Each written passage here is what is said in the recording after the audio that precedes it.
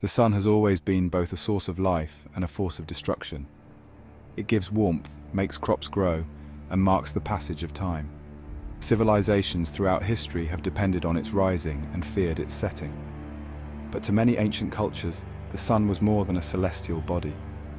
It was a god, and gods demand offerings.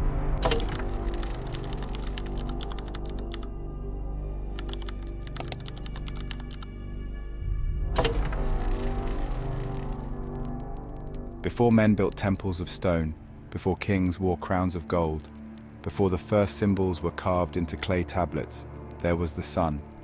It was the first god. The earliest humans, looking up at the sky, saw a force far greater than themselves. It dictated the seasons, determined the success of hunts, and decided whether food would be plentiful or scarce. It was a ruler, an entity beyond comprehension, a power that could give life or take it away. In its presence, they flourished. In its absence, they starved. The cycle of night and day, of summer and winter, became more than a natural rhythm. It became a sacred law. And from this law, the first myths of the sun god were born. The oldest known civilizations left behind carvings, paintings, and stories depicting the sun as both a life-giver and a force of destruction. In ancient Egypt, the sun was worshipped as Ra, the supreme god who sailed across the sky in his golden barge, bringing light to the world. But Ra was not immortal. Every night he was swallowed into the underworld and had to fight against the forces of chaos to be reborn at dawn. In Hindu mythology, the sun god Surya was a divine being who brought warmth and health, but also one whose wrath could scorch the earth and turn rivers to dust. In Norse legend, the sun was chased across the sky by a giant wolf, destined to be devoured when the world reached its final days. But while these cultures respected and feared the sun, others worshipped it in blood and fire. As human societies grew more complex, their rituals became more elaborate. Priests and shamans, those who claimed to speak with the gods, developed ways to communicate with the sun. But what do you offer a god who controls all life? It was not enough to give fruits or grain. The sun was greater than these things. It needed something more valuable. It needed life itself. The logic was simple. The sun gives life. The sun takes life. To keep it strong, life must be returned to it. And so, sacrifices began. Some civilizations believed that a few drops of blood were enough to satisfy the sun. Others thought that entire lives had to be given. And some, like the Aztecs, the Incas, and the Phoenicians, built entire empires of sacrifice, where thousands were slaughtered in the hope that the sun would remain strong. But their devotion came at a terrible cost, because once the gods have tasted blood, they always demand more. The city of Tenochtitlan rose from the waters of Lake Texcoco, a masterpiece of human ingenuity. It was a city of floating gardens, golden temples, and vast markets filled with the wealth of an empire. But at its heart stood something far more ominous, the Templo Mayor, the great pyramid where the Aztecs honored their most powerful god, Huitzilopochtli, the sun and war god. For the Aztecs, the sun was not a gentle deity. It was not simply a source of warmth or a guardian of crops. It was a warrior, locked in an eternal battle against darkness. Every day, as the sun moved across the sky, it was fighting to keep the universe alive. And like all warriors, it needed strength to continue the fight. That strength came from blood. Huitzilopochtli was a god with an insatiable hunger. If he was not fed, if his thirst for sacrifice was not met, he would lose his battle. The sun would grow weak, and the world would end in darkness. The Aztecs saw it as their divine duty to ensure that never happened. The Templo Mayor towered over the city, a stairway of death leading to the heavens. It was built with one purpose in mind, to bring men closer to the sun so that their blood could reach the gods faster. At its summit, priests gathered dressed in robes soaked in dried blood, their bodies painted with sacred symbols.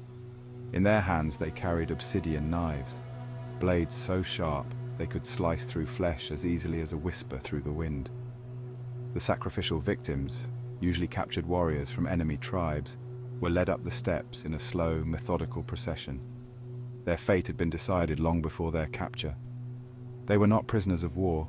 They were fuel for the sun.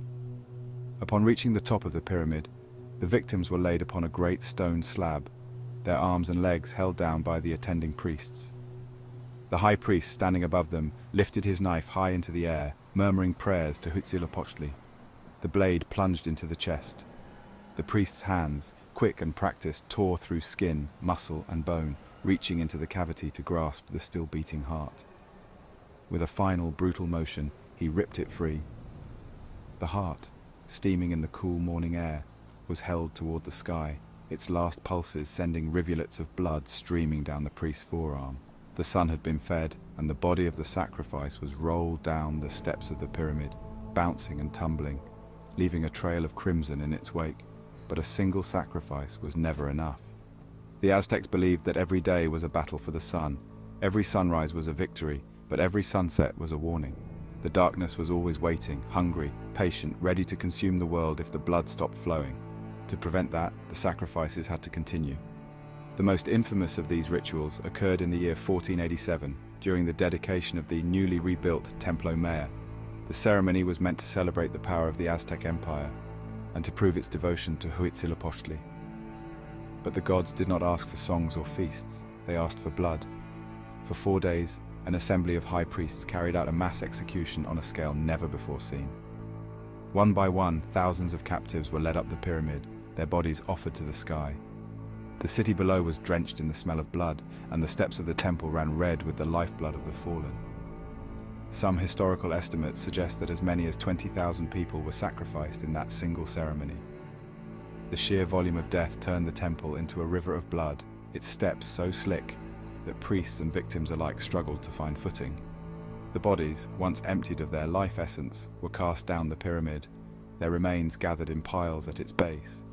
Some would be flayed, their skins worn by priests as ceremonial robes.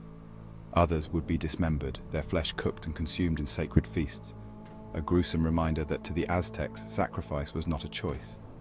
It was a necessity. Unlike many civilizations that sacrificed only in times of crisis, the Aztecs waged war specifically to capture sacrifices.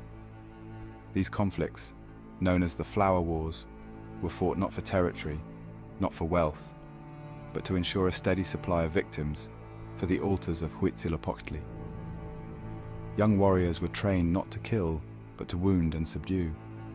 The greatest honor was not to slay an enemy, but to drag him back to Tenochtitlan, where his heart could be offered to the sun.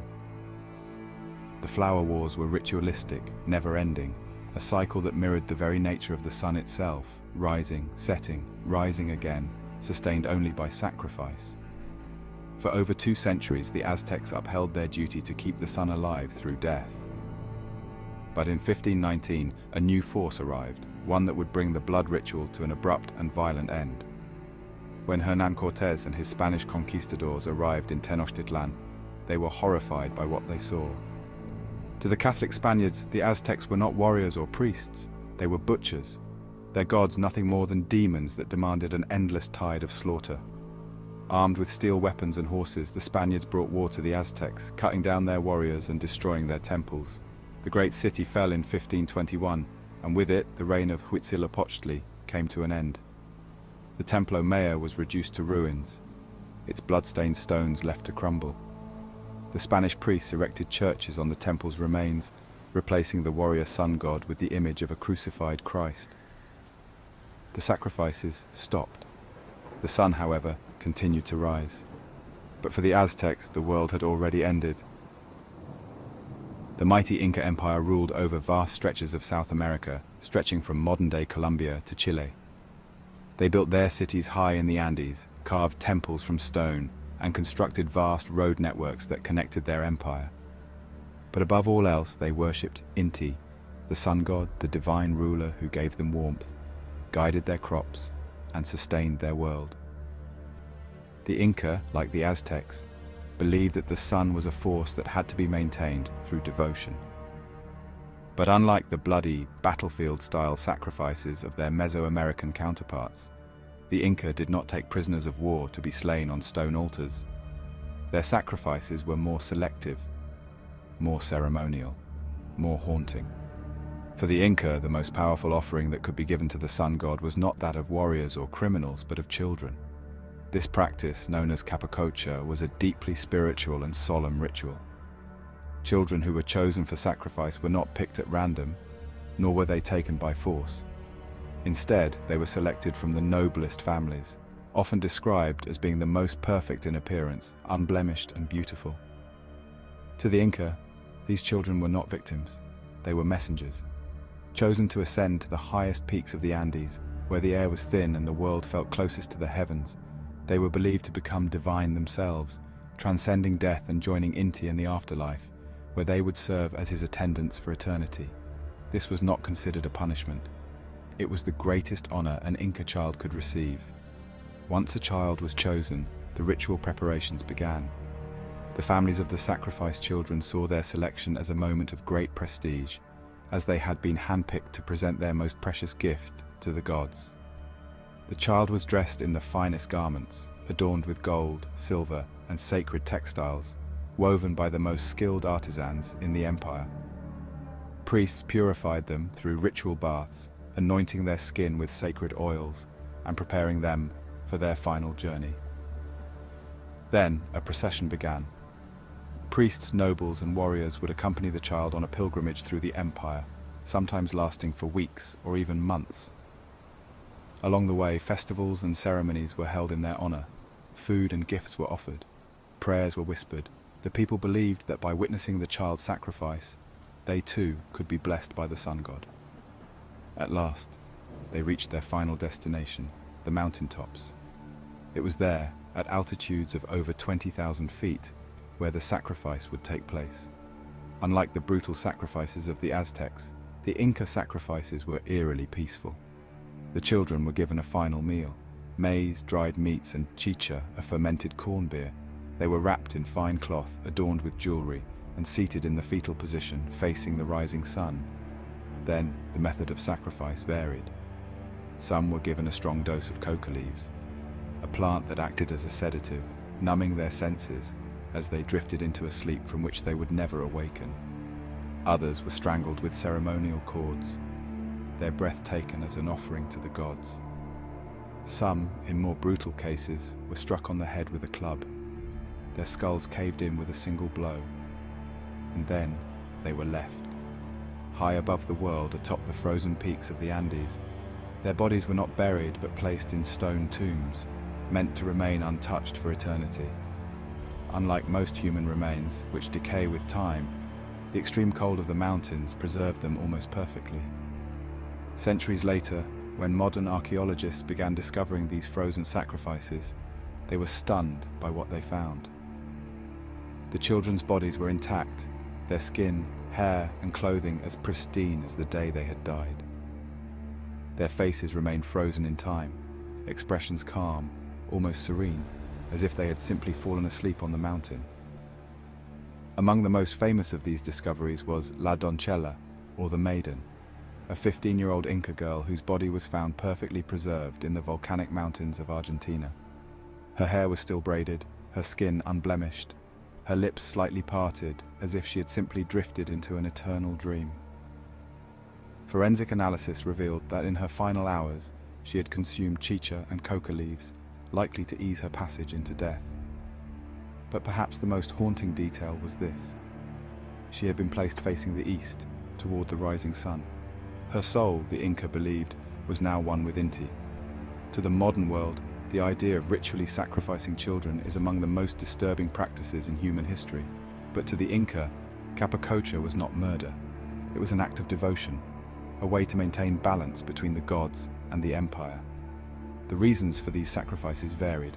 Some were carried out in times of drought or famine to appease the sun and ensure agricultural prosperity.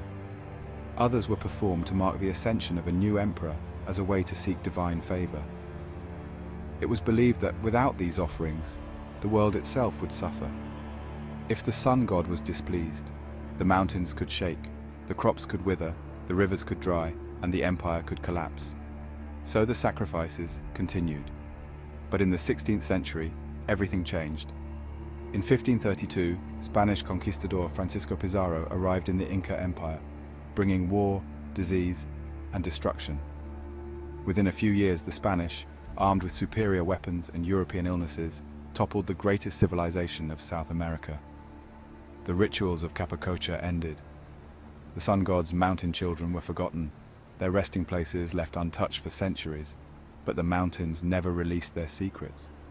And when modern explorers uncovered their tombs, the children of the sun were still there, waiting, frozen in time, untouched by the world that had long since forgotten them.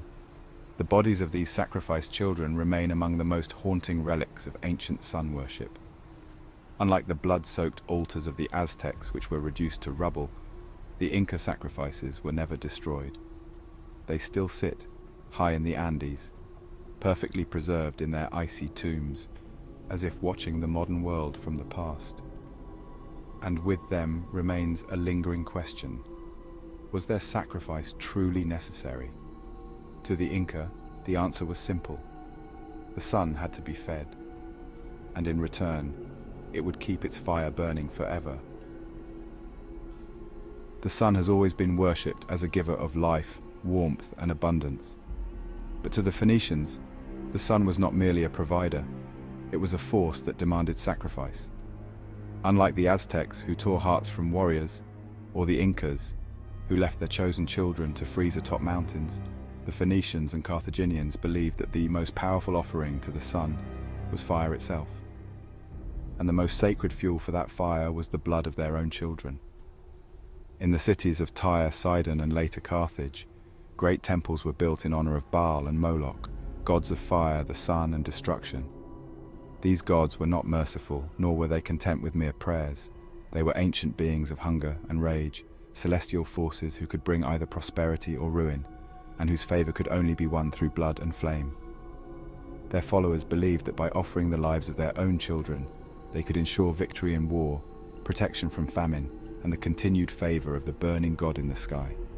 Baal and Moloch were often seen as two faces of the same entity, a sun deity whose worship stretched across the Near East and the Mediterranean world. The Babylonians, Canaanites, and Phoenicians all revered him, though by different names. Baal was depicted as a majestic figure with a crown of flames, a god of storms, war, and fertility, who controlled both the life-giving rains and the searing heat of the sun. He was honored with grand festivals and sacrifices, but his hunger was nothing compared to that of Moloch.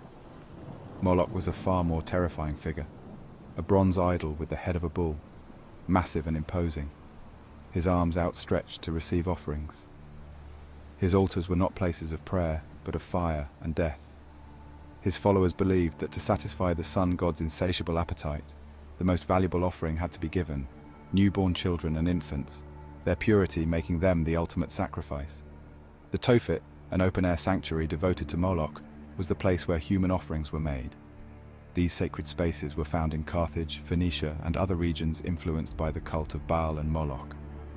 Families seeking divine favor would bring their own children to the temple, believing that by offering their firstborn, they could secure prosperity and protection for the rest of their household.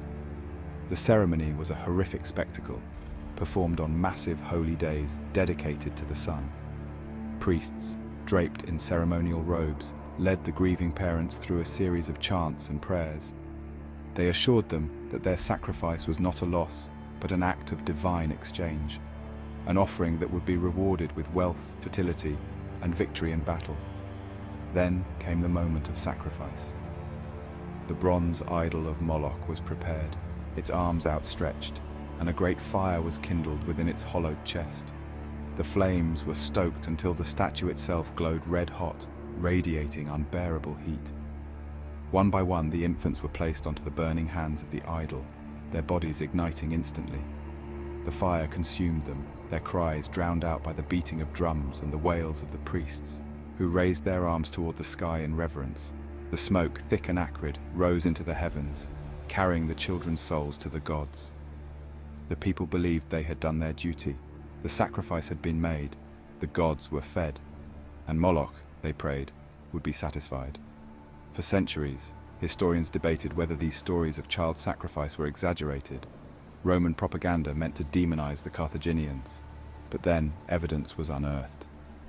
Archaeologists excavating the ruins of ancient Carthage discovered a site known as the Tophet of Salambo, a massive burial ground filled with thousands of urns containing the charred remains of infants and young children. Many of the urns bore inscriptions dedicating the sacrifices to Baal-Hamon and Tanit, gods associated with fire, the sun, and fertility. Some of the children had been only weeks old when they were offered to the flames. Others were as old as 6 or 7, their bodies burned and buried with tokens of divine favor. This discovery confirmed what many had feared. The worship of Moloch was real, and the sacrifice of children had been practiced on an industrial scale. To the modern world, the act of burning children alive in the name of a god is unthinkable. But to the ancient Phoenicians and Carthaginians, this was not an act of cruelty, but of necessity. They believed that the gods required something of great value in order to protect the people. They thought that by offering the life of a single child, they could ensure the survival of thousands. War, famine, and disease were constant threats. A bad harvest could mean the deaths of an entire city. If the gods were not pleased, the sun could scorch the land, the rains could fail, the enemies of Carthage could triumph. When the Romans destroyed Carthage in 146 BCE, they sought to wipe out the cult of Moloch forever. The Tophets were abandoned, the temples razed to the ground. But whispers of his worship never truly disappeared. Some believed that secret cults carried on the rituals, hiding their practices from the outside world. References to Moloch appear in Jewish and Christian texts, always associated with dark and forbidden rites. Even in modern times, his name is evoked in discussions of hidden sacrifices, elite rituals, and forbidden knowledge. Moloch, it is said, never truly died. He simply went underground, waiting for the day when his flames would rise again. The worship of Moloch was one of the most extreme examples of human sacrifice to the sun, but it was far from the only one. From India to Mesopotamia, civilizations carried out ritual burnings, believing that fire was the bridge between the mortal world and the gods. Fire was seen as purification, transformation, and divine consumption. For thousands of years, it was believed that if the sun gave its fire to mankind, then mankind must return the fire to the sun. But some ancient civilizations saw the sun not just as a giver, but as a destroyer. They feared that one day the sun itself might turn against them, unleashing its full wrath upon the world. And so, they sought ways to control it, worship it, and appease it. To the ancient Egyptians, Ra was the origin of all things. He was said to have risen from the primordial waters, bringing light and order to the universe. Every day he sailed across the sky in his celestial barge, and every night he descended into the underworld where he battled the serpent Apophis, the embodiment of chaos. If Ra ever failed in his fight, if Apophis ever swallowed him whole, then the sun would not rise, and the world would be plunged into eternal darkness. Ra was often depicted as a man with the head of a falcon, crowned with a solar disk encircled by a cobra, symbolizing his divine power. His followers believed that without his light, all life would wither and die. Because of this, Egyptian priests built great temples in his honor, ensuring that Ra was worshipped properly, so that he would continue to shine upon the land. But not all Egyptians were content with simply honoring Ra. One man, one pharaoh, believed that Ra alone was not enough. He believed that the sun itself was the true god, and in his quest to make the sun the center of all worship, he nearly destroyed Egypt itself. In the 14th century BCE, Pharaoh Amenhotep IV ascended the throne of Egypt. At first, he followed the religious traditions of his ancestors, paying tribute to the many gods of the Egyptian pantheon. But as his reign progressed, he began to reject the old ways. He changed his name to Akhenaten, meaning servant of Aten. Then he did the unthinkable. He declared that all other gods were false, and that only Aten, the sun disk, was worthy of worship. This was unprecedented in Egyptian history. The Egyptians had always been polytheistic, honoring countless deities, each with their own domains and temples. But Akhenaten sought to erase them all. He ordered the names of other gods to be chiseled out of temple walls. Statues of Amun, Osiris, and Ptah were destroyed. The powerful priests of Egypt, who had controlled religious life for centuries, suddenly found themselves stripped of power. And at the center of Akhenaten's vision stood Aten, the sun itself. To fully dedicate himself to Aten, Akhenaten abandoned Thebes, the religious capital of Egypt. He ordered the construction of a new city, one that would be devoted entirely to sun worship. This city was called Akhetaten, or Horizon of Aten, and it was unlike anything Egypt had ever seen. Temples to Aten were built without roofs, so that the rays of the sun could shine directly onto the altars. Akhenaten and his wife, Queen Nefertiti, were depicted not as gods themselves, but as the divine representatives of Aten, with the sun's rays reaching down to touch them. In his radical vision, Aten was not a human-like god, but an intangible, all-powerful force, a concept far closer to modern monotheism than to traditional Egyptian beliefs. Akhenaten believed that only through the sun could one achieve true enlightenment. He rejected the elaborate afterlife rituals that defined Egyptian religion, believing instead that Aten's light alone was enough to grant eternal life. But while Akhenaten saw himself as a visionary, his people saw him as a heretic. His revolution had angered the priests, destabilized the empire, and plunged Egypt into chaos. For nearly 17 years, Akhenaten ruled over Egypt, enforcing his solar monotheism with absolute authority. But after his death, his enemies struck back. His successors, including the famous Tutankhamun, abandoned his reforms and restored the traditional gods. Akhetaten was abandoned, left to crumble in the desert sands. The name of Akhenaten was erased from history, his statues defaced, his temples torn down. To the Egyptians, he was no longer a pharaoh. He was a blasphemer, a ruler who had betrayed the gods and nearly doomed the kingdom, and with his fall the worship of Aten faded into obscurity. But some believe that his vision never truly died. Though Akhenaten's reign was brief, some historians believe that his ideas influenced later religious movements, possibly even the foundations of Judaism and monotheism itself. His belief in a single, all-powerful deity was unlike anything else in the ancient world. Some esoteric traditions claim that the worship of Aten continued in secret, passed down through hidden brotherhoods, waiting for the day when the world would be ready for the truth. Even today, Akhenaten remains one of the most controversial figures in Egyptian history, a ruler who dared to replace the gods with the light of the sun, and who nearly destroyed an empire in the process. His failed revolution serves as a warning. The sun gives life, but it also destroys, and those who seek to control it may find themselves consumed by its fire. Across the rolling green hills, dense forests, and misty landscapes of ancient Europe, the Celts built vast stone circles and performed elaborate rituals to honor the forces of nature. They revered the land, the sky, the waters, but above all, they worshipped fire. To the Celts, fire was not just a tool for warmth and cooking. It was a divine force, a living presence that connected the mortal world with the supernatural. Fire was creation and destruction, light and death, and at the heart of their most sacred beliefs stood two powerful solar deities, Lug and Belenus, gods of fire, war, and the sun's eternal power. Their worship was unlike anything seen in the Near East or the Americas. The Celts did not simply sacrifice people on altars or burn children in temples.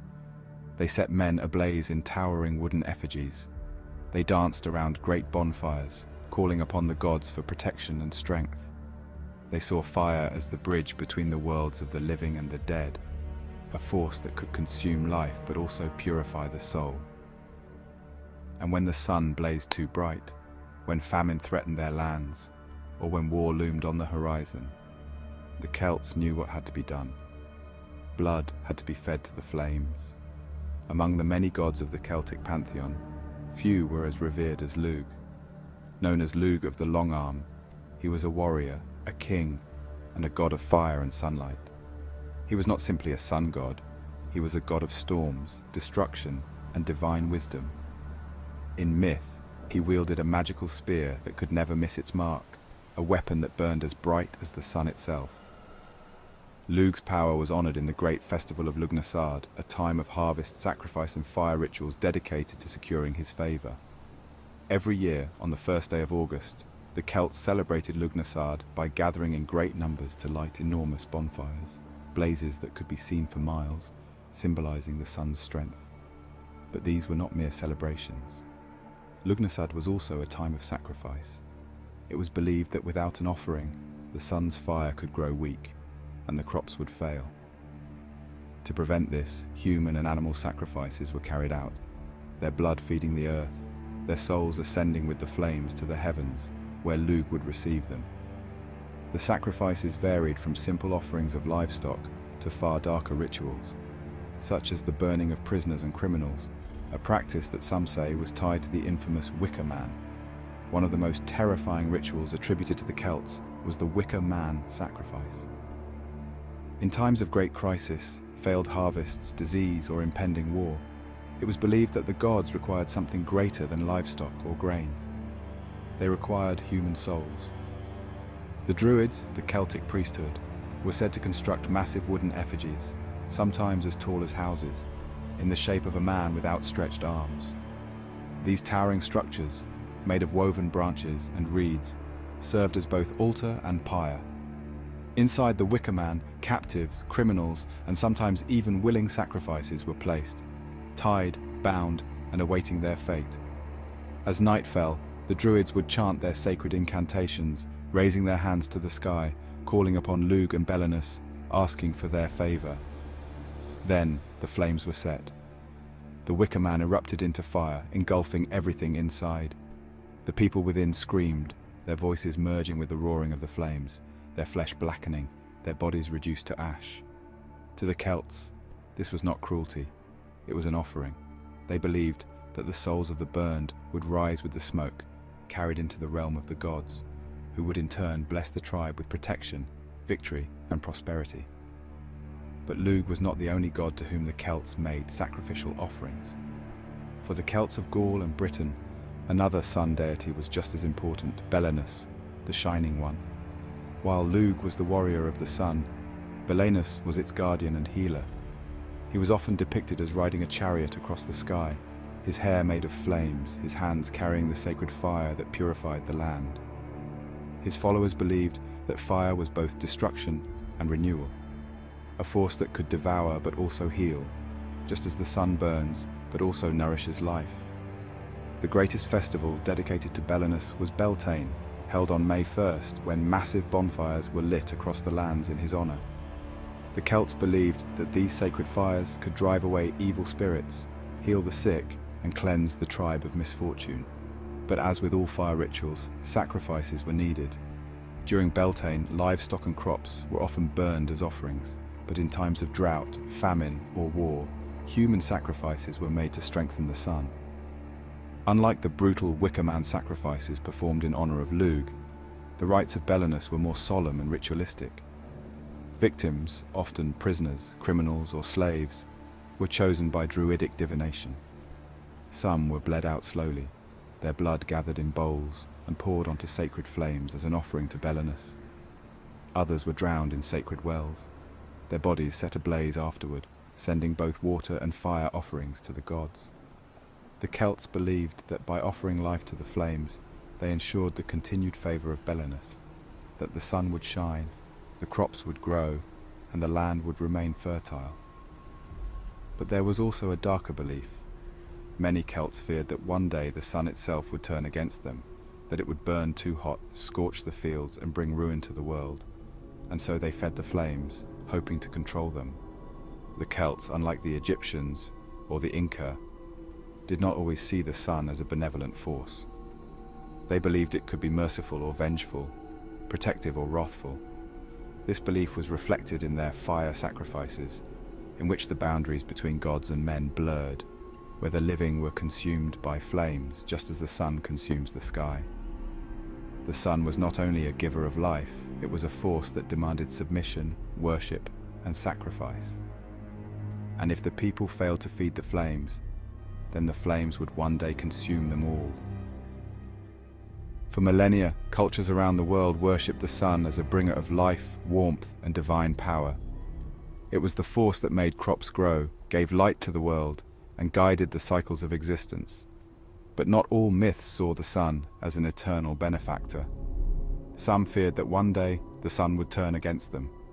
Ancient civilizations understood that while the sun gave life, it could also bring death.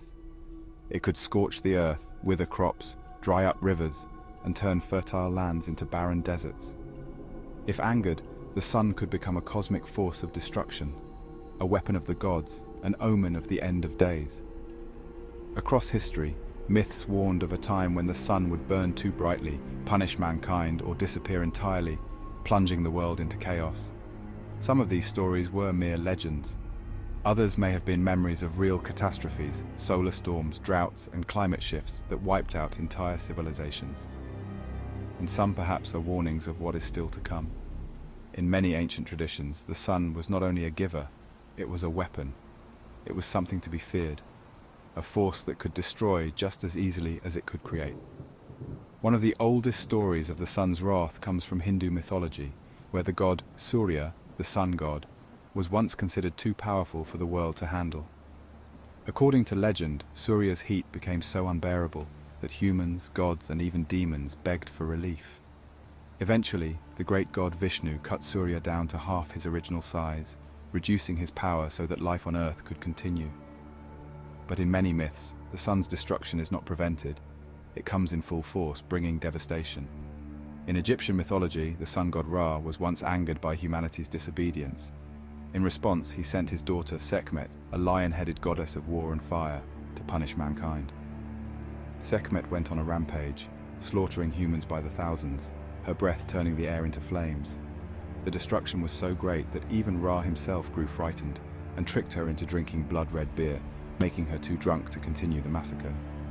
This story reflected the Egyptian fear of the sun's destructive power, a reminder that Ra's light could just as easily become a weapon of ruin. The Aztecs too believed in the inevitable destruction of the sun. According to their mythology, the universe had gone through 5 different suns, each one destroyed in a cataclysm. The current sun, the 5th sun, would one day be wiped out by earthquakes and fire, plunging the world into darkness forever. To delay this fate, the Aztecs believed they had to feed the sun with human blood, keeping it strong in the face of its eventual death.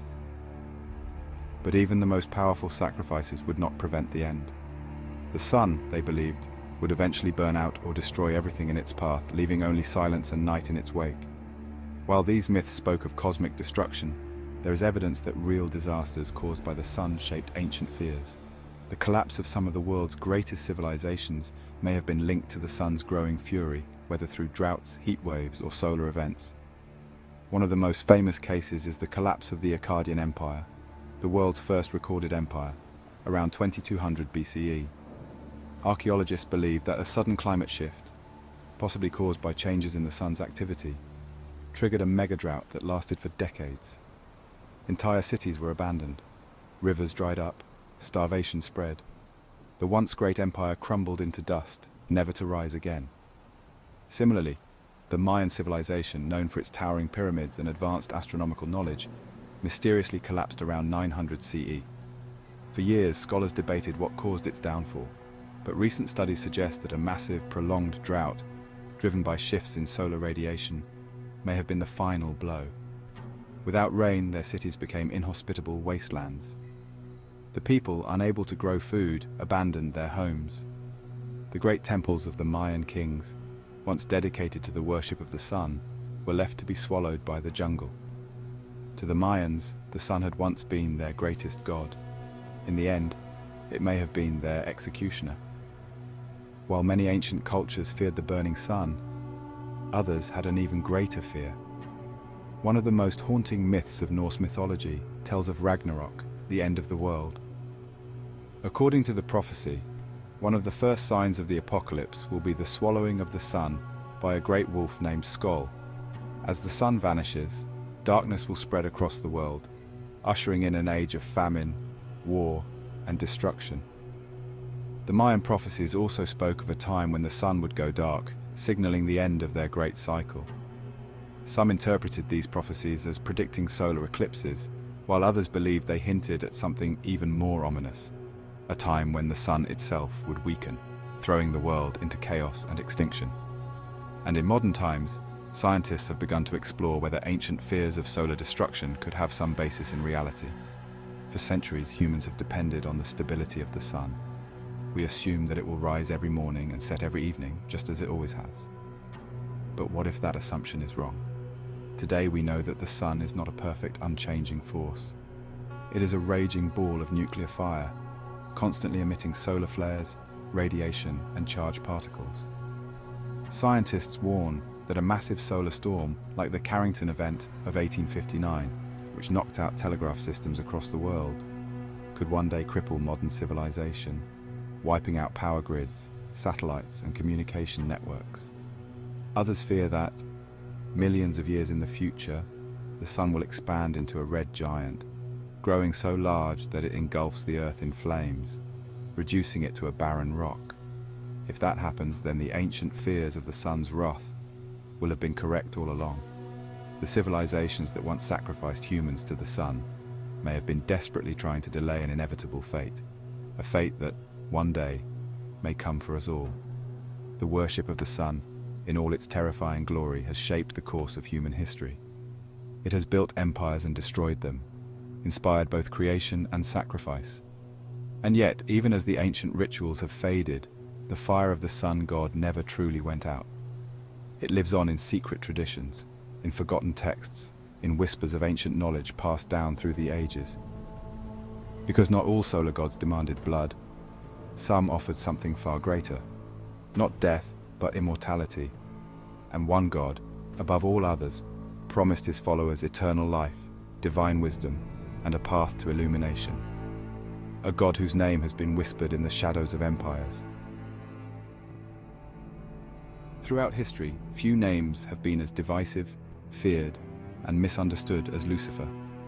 To some, he is the ultimate deceiver, the fallen angel who defied God and was cast into hell. To others, he is a symbol of enlightenment, the bringer of knowledge and liberation, who dared to challenge divine authority. But beneath the layers of religious doctrine and cultural mythology, Lucifer is more than just a demon or a rebel angel. His very name, Lucifer, the light bearer, reveals a deeper connection to the ancient worship of the sun, the planet Venus, and the eternal pursuit of hidden knowledge. Was Lucifer truly a force of evil? Or was he a guide, offering humanity the gift of light and wisdom, a gift that powerful forces did not want mankind to have? To answer this, we must go back to the origins of Lucifer, his connection to the morning star, and his hidden link to the sun itself. The name Lucifer comes from the Latin words lux and fere.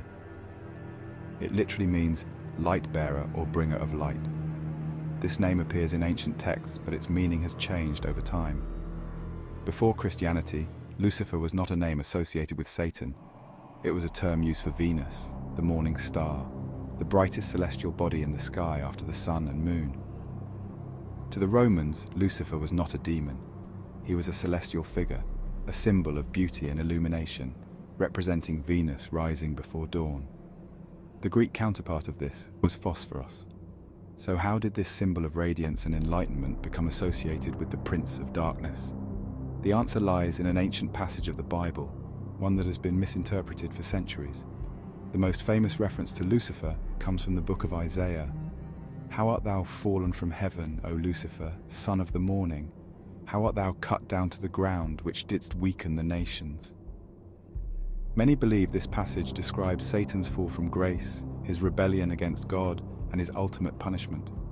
But in its original Hebrew form, the passage does not mention Lucifer at all. Instead, it refers to Helel ben Shahar, which translates to Shining One, son of the dawn. This was not a reference to Satan. It was describing a Babylonian king, comparing him to Venus, the morning star, which rises brightly at dawn but soon fades from the sky. Early Christian scholars, particularly Saint Jerome, later translated Helel ben Shahar into Latin as Lucifer, unintentionally turning it into a proper name. Over time, theologians merged this with other biblical passages about Satan's rebellion, and thus Lucifer became the identity of the fallen angel who defied God. But this transformation was more than just a mistranslation. It was the beginning of a deeper esoteric mystery. The morning star, Venus, has long been associated with divine wisdom, forbidden knowledge, and transformation. This is why Lucifer, the light bearer, was connected to Venus. But Venus does not shine by itself. It reflects the light of the sun. This connection is highly symbolic. Venus appears just before dawn, heralding the rising sun. It is the bringer of the new day, a celestial messenger that appears before the light fully arrives. This is why Lucifer's role as a light bearer is so crucial in esoteric traditions. He does not create light, he reveals it. He is the one who brings knowledge before the dawn of understanding. In some secret traditions, Lucifer is not seen as a villain, but as a force of awakening, the one who offers humanity the forbidden flame of knowledge, just as Prometheus stole fire from the gods to give to mankind. The story of Lucifer's fall has strong parallels to another well-known tale, the temptation of Adam and Eve in the Garden of Eden. In Genesis, a serpent tempts Eve to eat from the tree of knowledge of good and evil, saying, "Your eyes shall be opened, and ye shall be as gods, knowing good and evil." Christian tradition often equates this serpent with Satan, but in older interpretations, this figure was seen as a teacher, offering mankind the gift of knowledge that God wished to withhold. This mirrors the story of Lucifer as the fallen angel, one who was cast down for bringing enlightenment to mankind. Some esoteric traditions go even further. They suggest that Lucifer was not a deceiver, but a liberator, that his sin was giving humans the ability to think for themselves, to seek truth beyond divine authority. This idea is reflected in Gnostic beliefs, where the creator god, the demiurge, is not the true god, but a false ruler who keeps humanity in ignorance. In these teachings, the serpent, Lucifer, was actually a savior, offering humans the first step towards spiritual awakening. But if this is true, then who or what was the real deceiver? Lucifer's fall from heaven mirrors another ancient celestial battle, the struggle between two suns. In many mythologies, the current sun replaced an older rival sun, one that was defeated, cast down, or hidden. The Egyptians spoke of Ra battling Apep, the great serpent of darkness. The Aztecs believed in 5 different suns, each one destroyed before the current age. The Norse feared that one day the sun would be devoured by a great wolf, plunging the world into darkness. Could Lucifer's fall represent this lost, hidden sun, a force of light that was cast down and replaced by a new order? This idea becomes even more fascinating when we look at another ancient sun god, one who, like Lucifer, was associated with hidden wisdom, secret brotherhoods, and the battle between light and darkness. Long before Christianity, long before the name Lucifer became associated with the morning star, another solar deity was worshipped in secret underground cults, hidden from the masses. His followers believed he was the true light of the world, the warrior of divine fire, and the guardian of cosmic order. He was known as Mithra. For centuries, his worship was one of the greatest mysteries of the ancient world. His rites were never written down. His teachings were passed only from initiate to initiate, in secret underground temples lit only by torches and the glow of the sacred fire. He was called Sol Invictus, the unconquered sun. But who was Mithra? And why did his solar cult become so powerful, yet so hidden, influencing later religions, secret societies, and even the esoteric traditions of Lucifer, the light-bearer? The origins of Mithra stretch back to ancient Persia, where he was worshipped as Mithra, the god of contracts, war, and the sun in Zoroastrianism. In this early form, Mithra was a celestial being of divine fire, tasked with maintaining cosmic balance. But it was not in Persia where Mithra's worship truly flourished. It was in Rome, where his cult became one of the most powerful and secretive religions of the ancient world. By the 1st century CE, the Mithraic mysteries had spread across the Roman Empire, attracting soldiers, nobles, and initiates seeking hidden knowledge. His followers gathered in underground temples called Mithraea, where they performed rituals of fire, blood, and celestial transformation. Unlike the public temples of Jupiter or Mars, Mithra's cult was restricted only to those who were initiated, a hidden brotherhood who swore oaths of secrecy and believed they were walking the path to enlightenment. The cult of Mithra was not a religion for the common people. It was a brotherhood, a closed society, one that only the worthy could enter. Initiates were required to undergo trials of discipline, silence, and devotion, rituals that mirrored the celestial journey of the sun itself. Unlike the open temples of Rome's state religion, the Mithraic rites took place in hidden chambers, deep underground, far from the gaze of the uninitiated. The path to enlightenment was not granted all at once, but had to be earned through 7 stages of initiation. Each level represented a transformation of the soul, guiding the follower from a mere mortal to an enlightened master of fire and light. At the lowest rank, the initiate was known as the Raven, a creature of both darkness and knowledge, symbolizing the beginning of the path. The raven was not yet trusted with sacred truths, but was allowed to observe and learn, taking in the wisdom of the higher ranks. As he proved his loyalty, he became the bride, undergoing a spiritual purification, a ritual marriage to the divine light of Mithra. The next transformation was that of the soldier. No longer a mere observer, the initiate became a warrior of Mithra, swearing an oath to defend the mysteries with his life. He was now bound to the Brotherhood, a soldier in the battle between light and ignorance. Beyond the soldier lay the most sacred levels of initiation. Those who reached the rank of the lion were granted a deeper understanding of fire, the sun, and their place within the cosmic order. The lion was no longer bound by earthly concerns. He was now a servant of divine light, one who had begun to grasp the true nature of illumination. The journey continued, drawing the initiate ever closer to the celestial truth. At the rank of the Persian, he returned to the very origins of the cult, stepping into the ancient wisdom of Mithra's homeland. He became a bridge between the old world and the new, mastering the deeper truths hidden within the mysteries. Few would ever reach the final stages. Those who did were granted the title of Sunrunner, a being who had become one with the solar force itself, running alongside the chariot of the heavens, moving in rhythm with the cosmos. At this stage, the initiate was no longer simply a follower of Mithra. He was becoming one with the divine light. At the pinnacle of the mysteries stood the Father, the highest rank, the one who had achieved full illumination. He had mastered the fire of Mithra, the wisdom of the cosmos, the eternal nature of the unconquered sun. The Father was no longer merely a man. He had become the embodiment of the light itself, a vessel of the great celestial order. Each stage of the initiation was not just a title, but a transformation of the soul. As the initiate ascended, he shed his earthly limitations, his old identity burning away like a phoenix consumed in fire. He was reborn, not as a mortal, but as one who walked in the light of the true sun. The rituals were brutal, shrouded in secrecy. Some involved blood oaths, others required the initiates to undergo tests of endurance, fasting, and firewalking, proving that they had shed their weakness and embraced the light of Mithra. The deeper one went, the fewer returned. It was a path only the strongest could follow, and for those who reached the end, the rewards were beyond measure. In 274 CE, the Roman Emperor Aurelian declared Mithra as Sol Invictus. This meant that Mithra was now officially Rome's supreme solar deity, a god who was believed to rule over all others. His festival was celebrated on December 25th, marking the rebirth of the sun after the winter solstice.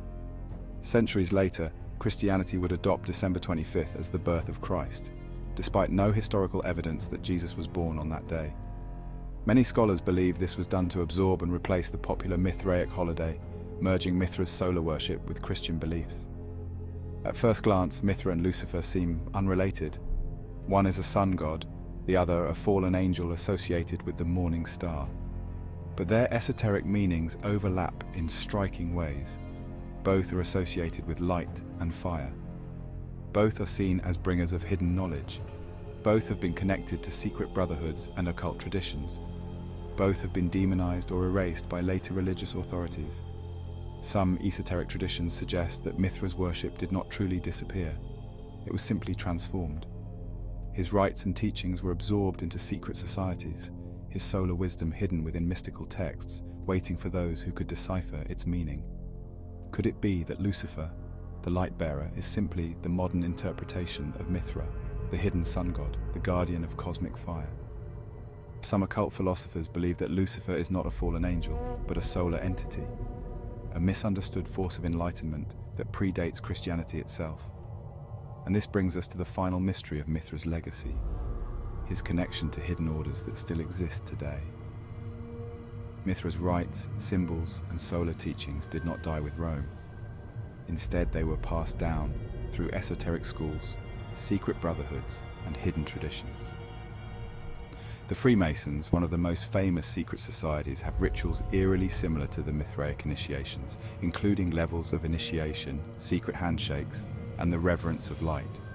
The Rosicrucians, a mystical order dedicated to hidden wisdom, often reference solar enlightenment, fire-based transformation, and the idea of inner illumination. The Illuminati, whose very name means the enlightened ones, use symbols of the sun, fire, and secret knowledge in their philosophy. Did these societies inherit the secrets of Mithra, keeping his solar worship alive under new names? If so, then Mithra's light never truly went out. Despite his once immense power, Mithra's name is now largely forgotten by the masses. Unlike Jesus, Lucifer, or Ra, his presence has been erased from common religious discussions, but his influence remains, hidden in the rituals, symbols, and philosophies of those who still seek the path of fire and illumination. And those who follow the esoteric path know that his flame still burns, waiting to be rediscovered. Fire has always been one of the most sacred forces in human history.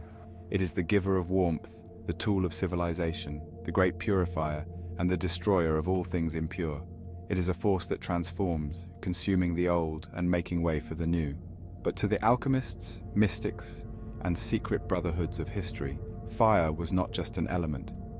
It was a pathway to enlightenment, a force that could change the soul just as it could turn base metals into gold. From the earliest days of human civilization, fire was seen as both a gift and a weapon. It was the force that allowed humanity to rise from darkness, the first tool that separated man from beast. The Greek philosopher Heraclitus believed that fire was the very essence of the universe, the primordial force of all existence. To him, everything was in a state of constant transformation, and fire was the agent of that change, burning away the old, making way for the new. But fire was not just a physical tool, it was also seen as a spiritual force. In Hindu mythology, the god Agni was the divine fire, the messenger between mortals and the heavens. In Egypt, the Bennu bird, a prototype of the phoenix, was said to rise from the ashes of its own funeral pyre, reborn anew. In Norse mythology, the great fire of Ragnarok was said to burn the world to nothingness, only for it to be reborn again. To the alchemists, fire was the key to the great work, the process of turning lead into gold, ignorance into wisdom, and the mortal into the divine. Among all the mystical symbols of fire, none was as powerful or as strange as the salamander. For centuries, legends spoke of a creature that could survive within fire itself, crawling through the flames untouched, thriving in the heat where all others would perish. The first references to the salamander as a fire spirit can be traced back to Pliny the Elder, the Roman historian, who wrote that the salamander was a creature born of flames, capable of extinguishing fires with its body. This idea fascinated the alchemists and mystics of the Middle Ages, who believed that the salamander was more than a mere animal. It was a supernatural being, a spirit of transformation, a creature that had mastered the secrets of fire. In the writings of the alchemist Paracelsus, the salamander was not just a physical creature, but an elemental spirit, a being that existed purely within the realm of fire, controlling it, understanding its mysteries, and offering its wisdom to those who sought enlightenment. But what was this wisdom? To the alchemists, fire was the final test, a force that either consumed or purified, depending on the worthiness of the one who entered it. The salamander was the embodiment of this test, the ultimate symbol of the one who had passed through the flames and emerged transformed. To the alchemists, the great work required three main phases, each tied to fire and purification. Nigredo, the destruction of the old self, represented by burning away impurities. Albedo, the purification of the soul, the shedding of illusions. And Rubedo, the final stage, the rebirth of the self as an enlightened being. Fire was the key to this transformation, the force that destroyed what was false and revealed what was true. The salamander, living within the flames, became a symbol of the one who had mastered this process, the one who had entered the fire of suffering, pain, and struggle, and had emerged untouched, purified, and awakened. The phoenix, the legendary bird that dies in flames and is reborn from its ashes, was seen as the counterpart to the salamander. The phoenix represented rebirth after death, the cycle of renewal. The salamander represented survival through the fire, the mastery of transformation. Together, they symbolized two paths of fire, one that destroys and recreates, and one that purifies and refines. For the esoteric schools, both the salamander and the phoenix were clues to a hidden truth, a truth about the fire that never dies, the eternal light that cannot be extinguished. Fire has always been a teacher. It destroys, yet creates. It burns, yet purifies. To those who fear it, fire is pain and destruction. But to those who understand its power, it is the ultimate path to transformation. The alchemists, the mystics, and the hidden brotherhoods knew that fire was not just an element. It was a gateway to higher wisdom, spiritual purification, and to immortality. The salamander, the phoenix, and the eternal flame all whispered of the same truth, that fire, when mastered, does not consume, it illuminates. But for those who do not understand fire, for those who reject its lessons, the flames can be something far more dangerous, a force of destruction, deception, and control. Because fire is not only a path to wisdom, it is a tool that can be wielded. And in the hidden traditions of secret societies, fire was not just a purifier, it was a weapon of power. For thousands of years, the sun has been more than just a celestial body. To those who hold power, it has been a hidden force, a symbol of divine authority, a key to unlocking esoteric wisdom. The ancient world openly worshipped solar deities, but as time passed, the veneration of the sun did not disappear. It merely went underground, into the hands of secret societies, mystery schools, and elite brotherhoods. From the Freemasons to the Rosicrucians, from the Knights Templar to the Illuminati, the sun has remained at the center of their rituals, symbols, and philosophies. It has been used as a sign of hidden knowledge, spiritual power, and control over the masses. But what exactly does the sun represent to these groups? Why is its light so deeply embedded in the secret teachings of the world's most powerful organizations? And is solar worship truly about illumination and wisdom, or is it about something far more sinister? From the dawn of civilization, the sun has represented the concept of enlightenment, the idea that knowledge is light and ignorance is darkness. This duality is present in almost every mystical and philosophical tradition. The Egyptian priests of Ra believed that true wisdom came from understanding the hidden power of the sun. The Greek philosopher Plato spoke of the sun as the ultimate source of truth, likening it to the good in his famous allegory of the cave. The alchemists of the Middle Ages viewed the sun as the highest form of spiritual perfection, the final goal of the great work. For secret societies, the sun became more than just a symbol of knowledge. It became a tool of initiation, power, and hierarchy. Those who understood its mysteries could use its light for guidance or for control. Few secret societies have been as obsessed with the sun as the Freemasons. Within Masonic lodges across the world, solar symbols dominate their rituals, architecture, and teachings. At the heart of Masonic philosophy is the belief that man must move from darkness into light, mirroring the rising sun. This journey is symbolized in Masonic initiations, where the candidate is brought from blindfolded ignorance into the radiance of wisdom. In every Masonic temple, two key symbols of the sun appear. The pillars of Yachin and Boaz, representing the rising and setting of the sun, as well as the balance between opposites, light and dark, knowledge and ignorance, order and chaos. And the blazing star, often seen in Masonic imagery, is associated with the morning star, Lucifer, the light bearer, and the eternal pursuit of enlightenment. One of the most significant Masonic degrees, the 33rd degree of the Scottish Rite, features heavy solar symbolism, including the double-headed eagle, which represents mastery over both light and darkness, day and night, sun and moon. But what is the true purpose of Masonic sun worship? Some believe it is a quest for divine wisdom. Others say it is about the control of knowledge, deciding who is worthy of illumination and who must remain in the shadows. Another secretive group known for their solar reverence is the Rosicrucians, a mystical order that emerged in the 17th century, claiming to hold ancient wisdom passed down from Egypt, Greece, and the East. The Rosicrucian manifestos, which first appeared in the 1600s, speak of a secret brotherhood of enlightened minds, hidden from the world, who possess the key to the universe's great mysteries.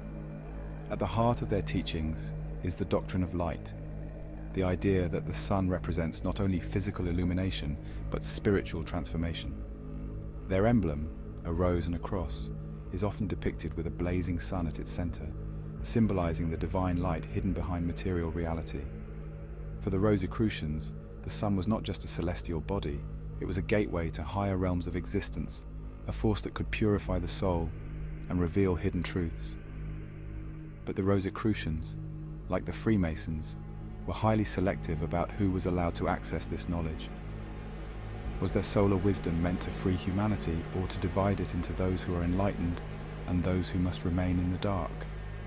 When people hear the name Illuminati, they immediately think of powerful elites, secret rulers, and hidden agendas. But what few realize is that the very name Illuminati means the enlightened ones. The original Bavarian Illuminati, founded in 1776 by Adam Weishaupt, based much of its philosophy on solar enlightenment, the idea that those who understood the mysteries of light and knowledge should guide society. Many of their symbols were directly related to the sun. The all-seeing eye, found on the US dollar bill, is often depicted with rays of solar light shining from it, a sign that knowledge is power, and those who control knowledge control the world. The pyramid with the shining capstone represents an unfinished system, with the illumined ones sitting at the top, basking in the light of hidden knowledge, while the rest of the world remains in darkness below. The sunburst, found in many Illuminati-related symbols, represents the blinding light of ultimate control, where those at the top decide who is worthy of enlightenment. While the Illuminati claim to be dedicated to freedom of thought, many believe that their true purpose was to create a world where knowledge is centralized in the hands of the few, while the masses are kept in ignorance.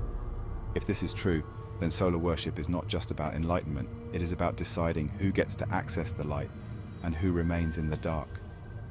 Throughout history, solar worship has been presented as a path to truth, wisdom, and higher understanding. But for those who have studied the hidden meanings behind these traditions, a more disturbing picture emerges.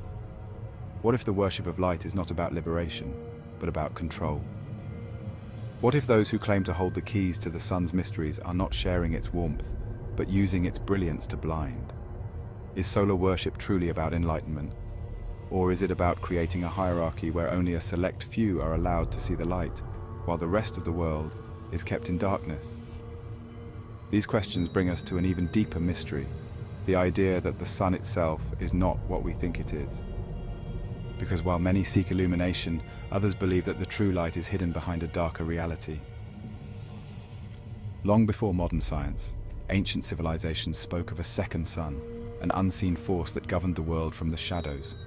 In many cultures, this hidden sun was not visible in the sky, but was believed to exist behind or beneath the physical sun. A sun that did not shine with golden light, but with a deeper cosmic radiance. In Egyptian mythology, the concept of an invisible sun was present in the worship of Amun, the hidden god, whose power was said to exist beyond the visible world. The priests of Amun believed that the true sun was not the one seen in the sky, but an eternal, formless force of divine energy. This idea was later absorbed into Hermetic traditions, influencing the philosophies of alchemy and mystical orders. In Hindu texts, there were references to a black sun or dark radiance, connected to the idea of Kali Yuga, the age of spiritual decline. Some traditions spoke of a hidden force that would one day rise, consuming the world in darkness before renewing it in light. Even in Mesoamerican cultures, myths spoke of an era before the current sun, a time when the sky was ruled by a different, darker, celestial body. The Aztecs believed in multiple ages of the sun, with past suns being destroyed and replaced in cosmic cycles. Some esoteric historians speculate that these myths may have hinted at the existence of a hidden sun that influenced reality from beyond ordinary perception. But it was in alchemy and Western esoteric traditions that the black sun took on its most powerful and symbolic meanings. In the teachings of alchemy, the black sun was linked to Nigredo, the first stage of the Great Work. Unlike the traditional golden sun, which represented illumination and completion, the black sun symbolized destruction, dissolution, and the breaking down of the false self. The alchemists believed that before something could be transformed, it first had to be purified by fire and darkness. The process of Nigredo was one of total destruction, a symbolic death before rebirth. This was why the black sun became a key emblem in alchemical texts. It was the hidden fire that burned away illusions, leaving behind only what was real. For alchemists, the sun was not always a force of enlightenment. Sometimes it was a deceiver, an illusion that blinded people to the deeper reality beneath the surface. The black sun, by contrast, was the sun of truth, revealing hidden knowledge that could only be understood through deep initiation. It was said that those who embraced the black sun's wisdom would gain power beyond ordinary men, the ability to see beyond the illusion of the physical world. This idea became deeply influential in occult traditions, where the black sun was revered as the true light, hidden behind the golden deception of the visible sun. But in more recent history, the black sun took on a far more disturbing and controversial role. During the 20th century, the black sun was adopted by one of the most infamous and secretive organizations in modern history, the occult wing of the Nazi regime. The SS, the elite paramilitary organization of Nazi Germany, was deeply involved in esoteric traditions, astrology, and mystical philosophies. Some of its highest-ranking members, particularly Heinrich Himmler, were obsessed with the idea of an ancient hidden source of power, a force that predated modern civilization and had been lost to time.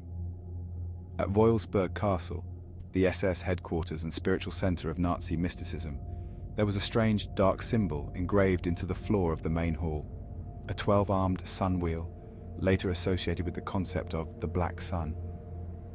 Many researchers believe that the Nazi interpretation of the Black Sun was based on distorted versions of ancient Germanic and Indo-European myths, merged with alchemical and occult teachings. Himmler and other Nazi mystics believed that the Black Sun represented a hidden cosmic force, a source of Aryan energy that could be tapped into for power and control. Some theories suggest that the Nazis sought to harness the Black Sun's energy, believing it to be a key to unlocking supernatural abilities, advanced technology, or even an alternate form of reality. Others believe it was merely a symbol of their distorted ideology, used to create an aura of mystical supremacy. Whatever the truth, the connection between the Black Sun and Nazi occultism has made it one of the most controversial and feared symbols in modern times. To this day, the true meaning of the Black Sun remains debated. Some esoteric traditions claim that it is a force beyond human comprehension, a hidden aspect of the cosmos that governs reality from the shadows. Others believe it represents the deeper truths that organized religion and mainstream institutions have hidden from the masses. The Black Sun appears in modern occultism, often as a symbol of hidden wisdom, chaos, or transformation. Some groups believe it represents the end of an era, the collapse of the old world and the birth of a new age. Others warn that those who follow the Black Sun risk being consumed by its darkness, lost in the abyss of forbidden knowledge. Perhaps the greatest mystery of the Black Sun is this: is it a symbol of ultimate truth or the greatest deception ever devised? And if it is the real light hidden behind the illusion of the golden sun, then what does that mean for the way we understand reality, power, and the forces that rule our world? For centuries, alchemists sought something greater than gold. Beneath their experiments with metals and strange elixirs, they pursued a secret far more valuable: the mystery of eternal transformation, immortality, and divine enlightenment. At the heart of their work was fire, the force that could break down, purify, and reshape all things. To the alchemists, fire was not merely an element, it was a gateway, a force of destruction and rebirth, a means by which something imperfect could be burned away and transformed into its highest form. This idea was personified in one of the most enduring symbols in mystical thought: the phoenix, the legendary bird that perished in flames only to rise again from its own ashes. But the phoenix was not just a legend. It was a key to one of the greatest secrets in esoteric tradition. The sun, fire, and the pursuit of eternal life have been intertwined throughout history. Some believed that mastering the fire of transformation would unlock the secret of the gods, the ability to transcend death itself. What if the real goal of alchemy was never about turning lead into gold, but about turning mortal flesh into something eternal?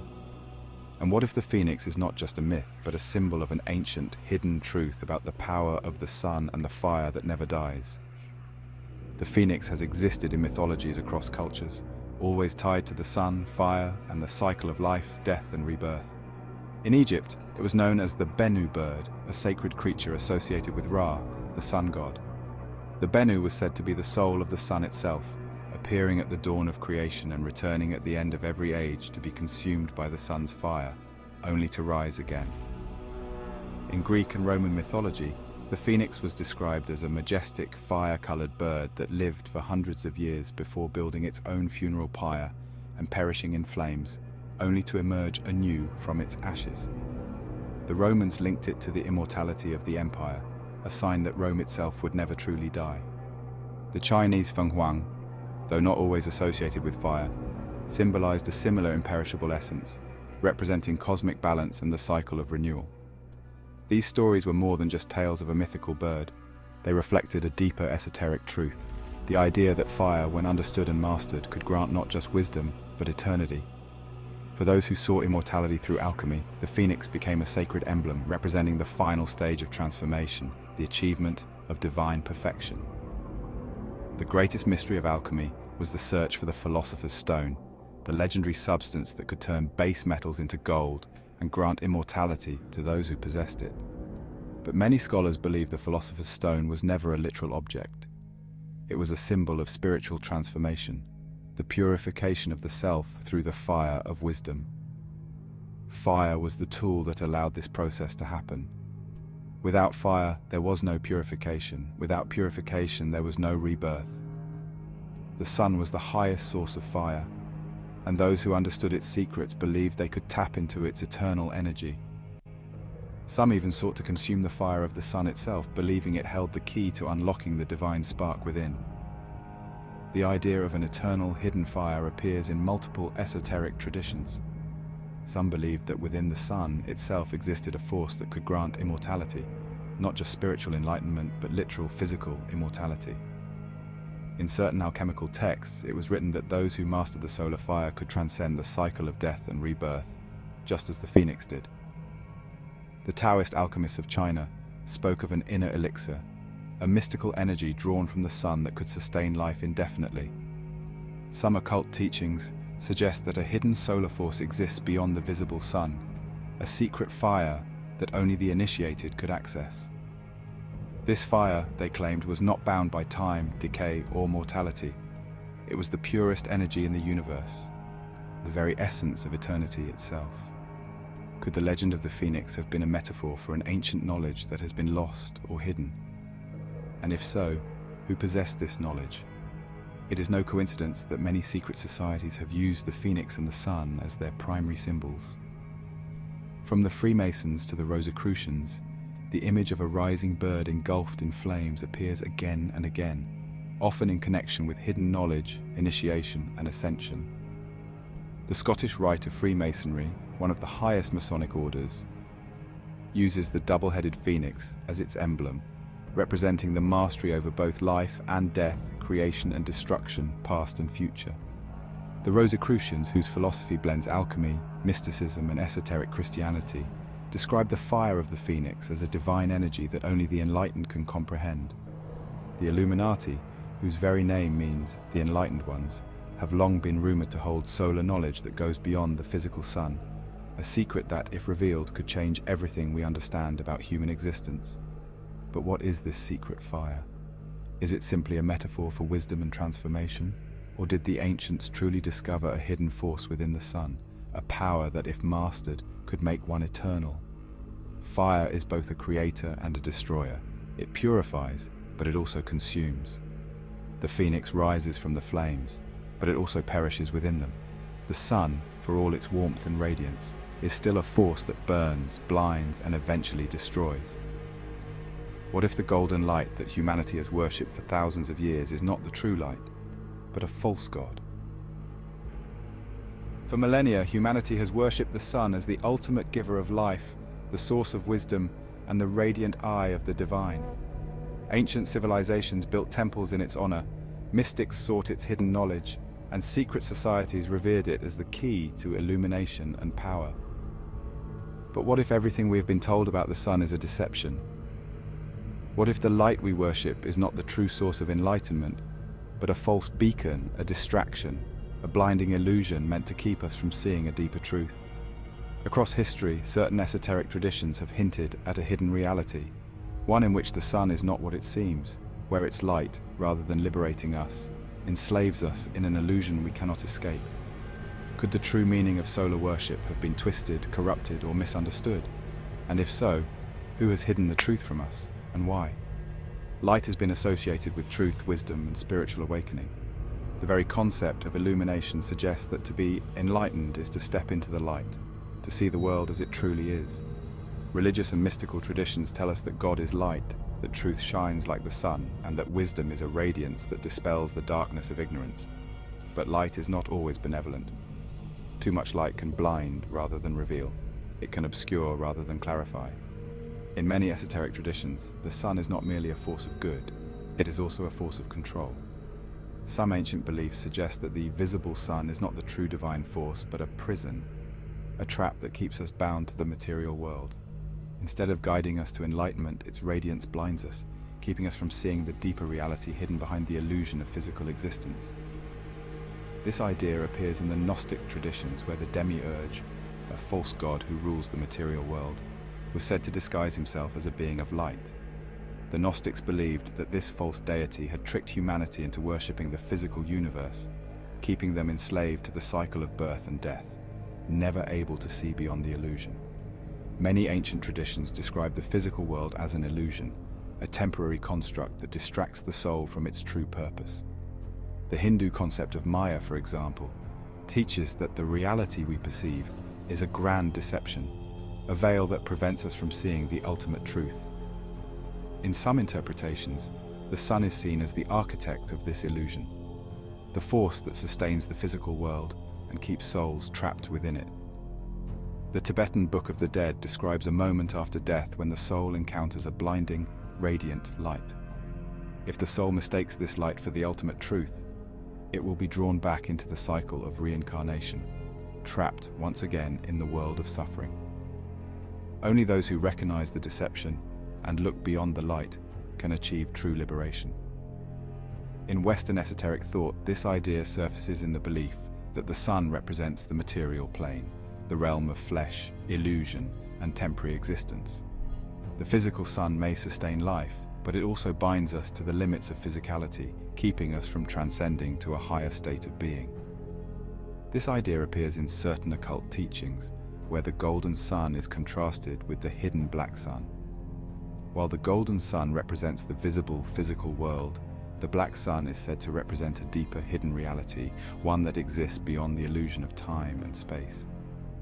Could it be that those who seek true wisdom must turn away from the visible sun and look instead toward the hidden light that lies beyond it? If the sun is not what we think it is, then what does that mean for the light bearer? Lucifer has been described as the fallen angel, the bringer of knowledge, the one who gave humanity the gift of illumination. Some traditions paint him as a deceiver, while others see him as a liberator who defied a jealous God to bring wisdom to mankind. But what if Lucifer's association with light is part of the same deception? In some occult teachings, Lucifer is not just the morning star. He's the ruler of the visible world, the prince of illusion, the one who governs the realm of material existence. Some interpretations suggest that his role is not to free humanity, but to keep it bound within the illusion of the physical realm, preventing souls from reaching true enlightenment. This raises an even deeper question. Was Lucifer's fall from heaven actually a descent into the physical realm? Did he not bring wisdom, but rather trap humanity in a cycle of material existence, making them worship the sun, the very force that binds them to illusion? For centuries, secret societies, mystics, and philosophers have sought the true source of enlightenment. Many have looked to the sun as the key to wisdom, the force that grants illumination and transformation. But some have suggested that the real truth is hidden beyond the light we see, that the true source of enlightenment is not the sun itself, but something beyond its radiance. Some esoteric traditions speak of a hidden sun, a divine force that exists outside the physical universe, beyond the reach of mortal perception. This hidden sun is said to be the true source of wisdom, the fire that never deceives, the light that does not blind. Could it be that all solar worship has been a misunderstanding? That the light we see is only a reflection of something greater, something we have yet to comprehend? And if so, who has hidden this truth from us? have secret societies, religious institutions, and those in power known all along that the sun we worship is not the true light, but an illusion designed to keep us from looking beyond. And if we could see beyond the sun's illusion, what would we find? Would we discover true enlightenment? Or would we find something even more terrifying, an abyss of truth so vast that it would shatter everything we believe about the nature of reality? The sun has been called the eye of God, the flame of wisdom, the giver of life. But what if it is only a mask? And what if the true light has been hidden from us all along? Humanity has worshipped fire, sought enlightenment, and followed the path of solar wisdom. From the blood sacrifices of ancient civilizations to the secret rituals of hidden brotherhoods, the light of the sun has been pursued as the ultimate force of transformation and power. But the deeper we look, the more we realize that not all light is truth, and not all fire purifies. Perhaps the greatest secret of all is that true illumination is not found in what is seen, but in what has been hidden. And if the sun is not the final source of enlightenment, then the real question remains, what comes after it? And is the true light something we are meant to find, or something we were never meant to see? For centuries we have worshipped the sun as a giver of life, the celestial force that sustains us, feeds our crops and warms our world. But in reality, the sun is not a gentle guardian. It is a raging inferno, a nuclear furnace burning with violent, unpredictable energy. Scientists know what the ancients only feared. The sun is not stable, nor is it eternal. It is a ticking time bomb, a cosmic force that will one day consume the earth, erase our history, and turn our world to ash. The question is not if the sun will destroy us, but when. At its core, the sun is a giant sphere of hydrogen and helium, undergoing nuclear fusion at unfathomable temperatures. Every second, 600 million tons of hydrogen are converted into helium, releasing an unimaginable amount of energy, the same energy that reaches Earth and sustains all life. But this process is not peaceful. The sun is constantly erupting, convulsing, and releasing violent bursts of energy. We are shielded from most of its fury by Earth's magnetic field, but even this protective barrier is temporary. Because when the sun unleashes its full force, there is nothing we can do to stop it. Solar activity has played a direct role in shaping the fate of life on Earth. While modern science only began observing solar storms in recent centuries, evidence suggests that mass extinctions, climate shifts, and catastrophic events may have been triggered by violent solar outbursts. One of the most terrifying possibilities is the Carrington event of 1859. A massive solar storm sent a wave of charged particles toward Earth, causing telegraph lines to catch fire, auroras to be seen as far south as the Caribbean, and compasses to spin wildly out of control. If such an event were to happen today, the consequences would be catastrophic.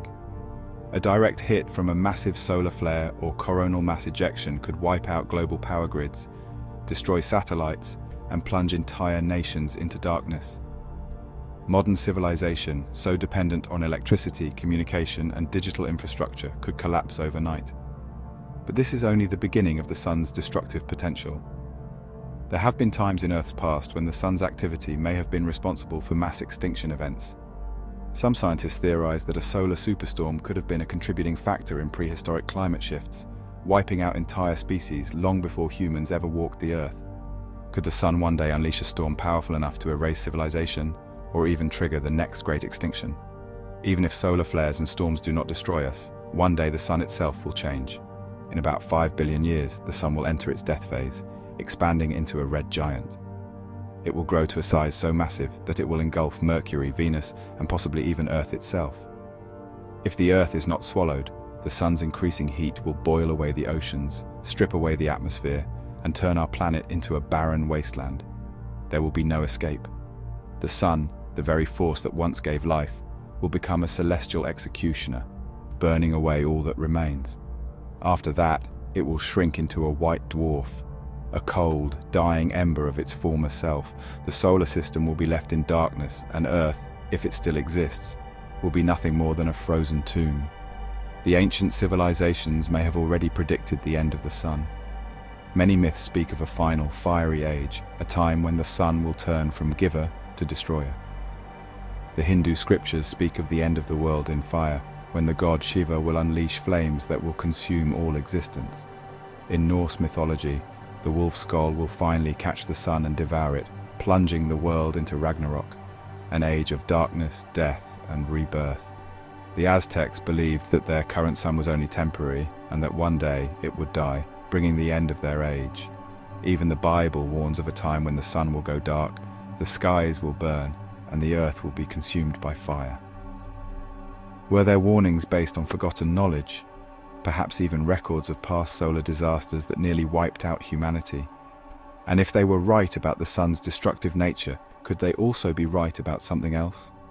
If the golden sun is temporary, then what comes after it dies? In occult traditions, alchemy, and secret societies, there is a prophecy that speaks of a second sun, a sun that is hidden, waiting, watching. Some call it the black sun, the true force that exists beyond the illusion of light.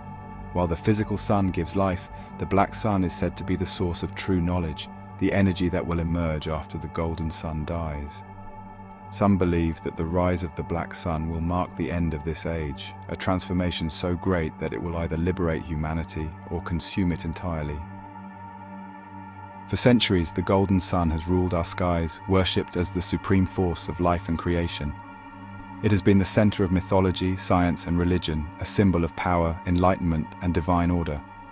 But among the esoteric traditions, secret societies, and forgotten prophecies, there is another story. A story of a second sun, a hidden force that has long been concealed from humanity's view. Unlike the golden sun that we see in the sky, the black sun is said to be unseen, existing beyond the limits of human perception. Some believe it is a hidden celestial body, orbiting in the shadows. Others say it is not a physical object, but an energy, an ancient force waiting to awaken. But all the myths and prophecies agree on one thing. When the black sun rises, the world as we know it will never be the same again. Could it be that humanity's true history has been shaped not by the sun we see, but by the one we cannot? Throughout history, whispers of a hidden sun have appeared in the myths, religious texts, and secret teachings of ancient civilizations. Some describe it as a dark twin to the visible sun, a celestial force that once ruled the heavens before being cast into exile. Others speak of a cyclical return, a time when the true sun will rise again, bringing an era of chaos and transformation. In Hindu mythology, the concept of the twin suns is present in certain Vedic texts, where it is written that a second, darkened sun once governed an earlier cosmic age before being cast down into the underworld. The Norse legends of Ragnarok describe a time when the sun will be consumed, its light extinguished as the forces of darkness rise. Some interpretations suggest that this event is not just about the death of the golden sun, but about the re-emergence of an older, hidden force, a power long kept in the shadows. Even in Gnostic traditions, there are references to a false light that blinds humanity, keeping them from seeing the true cosmic order. The demiurge, the false creator god, is often associated with the golden sun, which deceives and controls, while the true hidden knowledge is said to come from the light beyond the sun. But what does this mean? Is the black sun an actual astronomical body that will one day return to our skies? Or is it something deeper, something that has been influencing our reality all along? In Western esoteric traditions, alchemy, and secret societies, the black sun is not merely a celestial object, it is a symbol of hidden power, a force that exists beyond the material world. The alchemists believed that true enlightenment could only come through destruction and rebirth, a process symbolized by nigredo, the blackening phase of transformation. The black sun, in this context, represents the hidden fire that burns away illusion, revealing the deeper truth behind reality. In certain mystical branches of Freemasonry and Rosicrucianism, the black sun is considered the true light, a force that can only be understood by those who have transcended the illusion of the physical world. Some initiates believed that the black sun's energy was the key to unlocking ultimate wisdom, but only those who were worthy could access it. The Nazi occultists of the SS, particularly Heinrich Himmler and his inner circle, took the concept of the black sun and twisted it into something far darker. They believed it was an ancient energy force, a power source that could be harnessed to reshape the world. At Voivelsburg Castle, the SS's spiritual center, a massive black sun emblem was engraved into the floor of the main hall, symbolizing their belief in a coming cosmic shift, where the old order would fall and a new era would rise.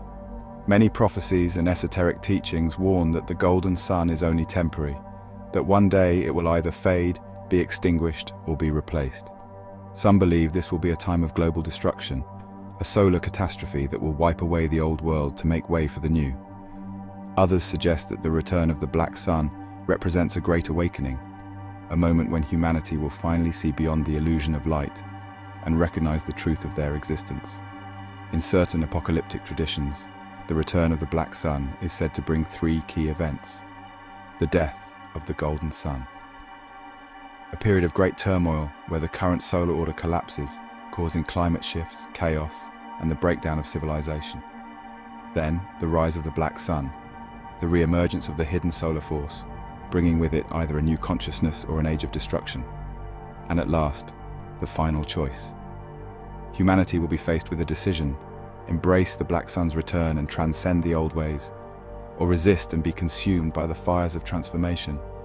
Could this be the true secret of solar worship? That the sun we have honored for millennia is only a temporary ruler, a false light that will eventually be replaced? The greatest question surrounding the black sun is whether it is something that will arrive in the future, or something that has always been here, hidden in the background, waiting for its moment to emerge.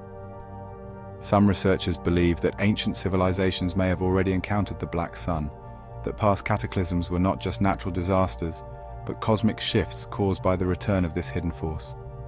Others argue that the black sun is not a physical object at all, that it is a hidden dimension of reality, a force that has been influencing human consciousness from the very beginning. And then there are those who claim that the black sun never left, that it has been guiding certain groups, shaping world events, and waiting for the right moment to make itself known. If this is true, then the return of the black sun is not something that is coming, it is something that is already happening. And the final revelation, the moment when all becomes clear, may be closer than we think. The sun has been worshipped, feared, and studied for as long as humanity has existed. It has given light to our world, allowed civilizations to rise, and provided warmth to the cold void of space. But nothing lasts forever, not even the sun. The ancients spoke of an age when the great fire in the sky would change, bringing an end to the world as we know it.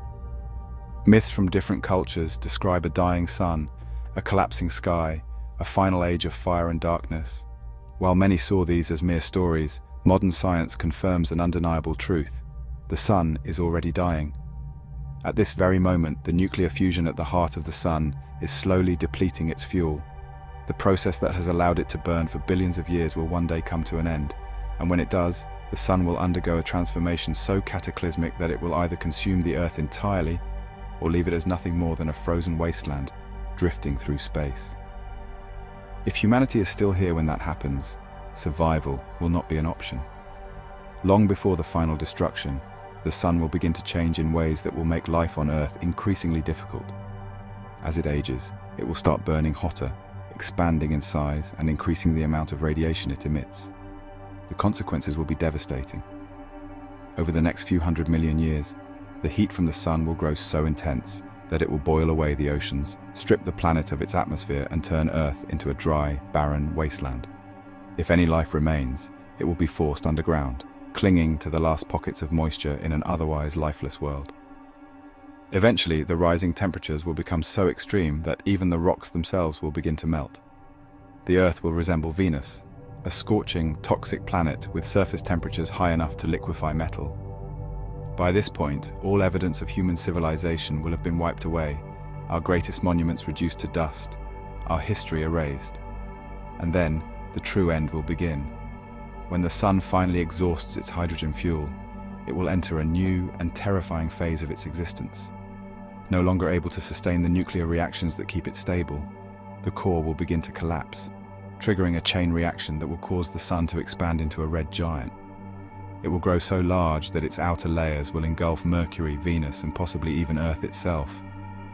If Earth is not swallowed, the sheer heat and radiation from the expanding sun will be enough to incinerate the planet, turning its surface into molten rock, before eventually disintegrating into space.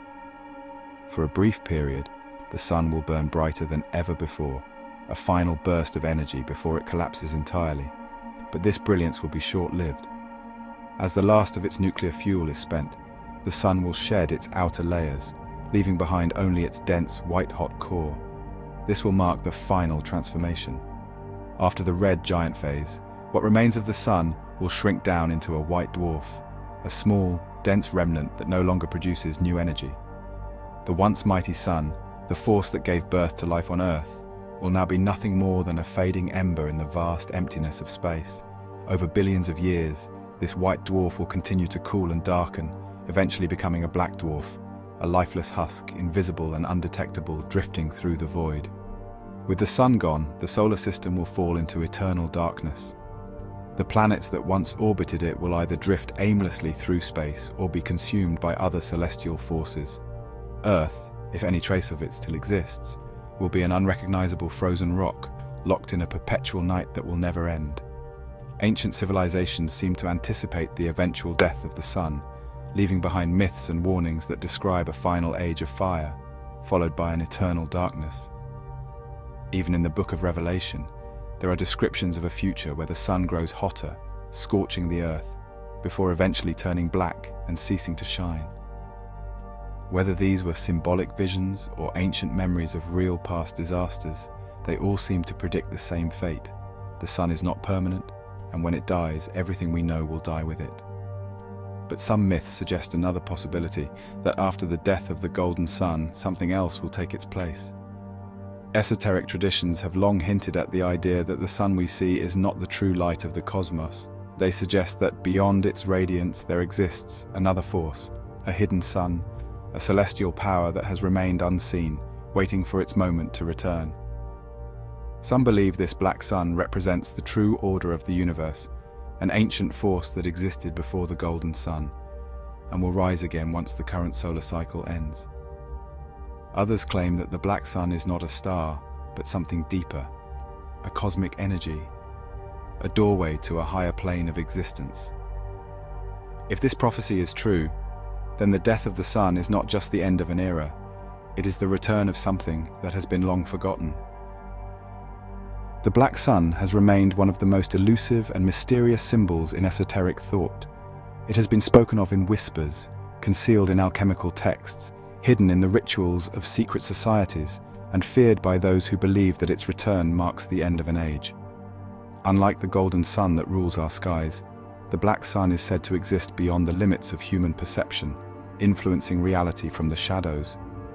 Some believe that the black sun is a celestial force, a cosmic twin to our visible sun, long forgotten by mankind. Others claim that it is not a physical object, but rather an energy, a gateway, a force that has existed since the dawn of time, waiting to be rediscovered. Across history, certain groups have revered the black sun as the ultimate source of power and knowledge, believing that those who understand its secrets will transcend the limitations of ordinary existence. Others have warned that the black sun is not a gift, but a harbinger of destruction, a force that, once awakened, will erase everything we know and remake the world in its own image. In some variations of Gnostic and Hermetic philosophy, the golden sun we see today is an illusion, a false light meant to keep humanity trapped in the material world. The black sun, in contrast, represents the hidden truth, the key to escaping the cycle of deception and reaching enlightenment. One of the most profound beliefs surrounding the black sun is that it is not just an object or a force, but a process, a transformation that must take place within the individual. In alchemical traditions, the black sun is associated with nigredo, the blackening stage of spiritual purification. Before gold can be created, before enlightenment can be achieved, all impurities must be burned away. The self must be destroyed and remade, reduced to its purest essence before it can ascend. Some believe that the black sun represents this same process, but on a much larger scale, not just for individuals, but for entire civilizations, even for the world itself. It is the cosmic fire that erases the old, preparing the way for something entirely new. If this is true, then the return of the black sun is not just about the destruction of the current world order, it is about the birth of a new one. But who, or what, decides what that new world will look like? Certain groups have claimed to possess knowledge of the black sun, but instead of revealing it, they have kept it hidden, using its wisdom for their own purposes. The alchemists believed that the black sun was a symbol of the great work, a key to immortality and ultimate transformation. They sought to unlock its mysteries through experimentation, believing that it held the answer to divine power. The Rosicrucians and Freemasons, both of whom have long histories tied to esoteric solar worship, are rumored to have studied the black sun's deeper meanings, keeping its knowledge concealed from those who were not initiated into their inner circles.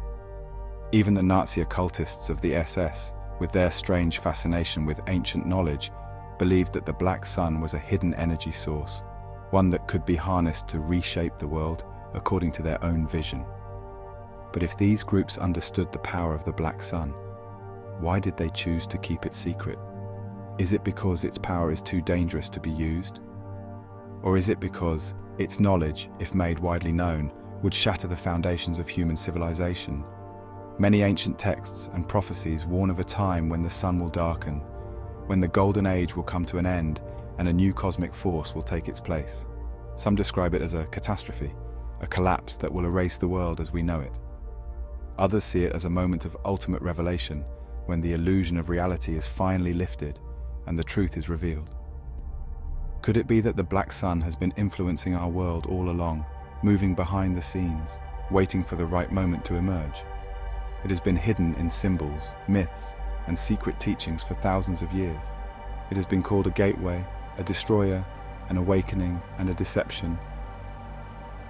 For millennia, humanity has looked to the sun as a source of life, wisdom, and divine power. It has been the giver of light, the ruler of time, and the ultimate force that sustains our world.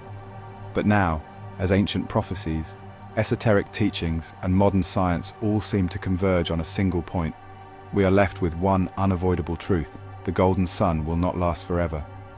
The sun that we have worshipped, relied on, and built our civilizations around is slowly dying.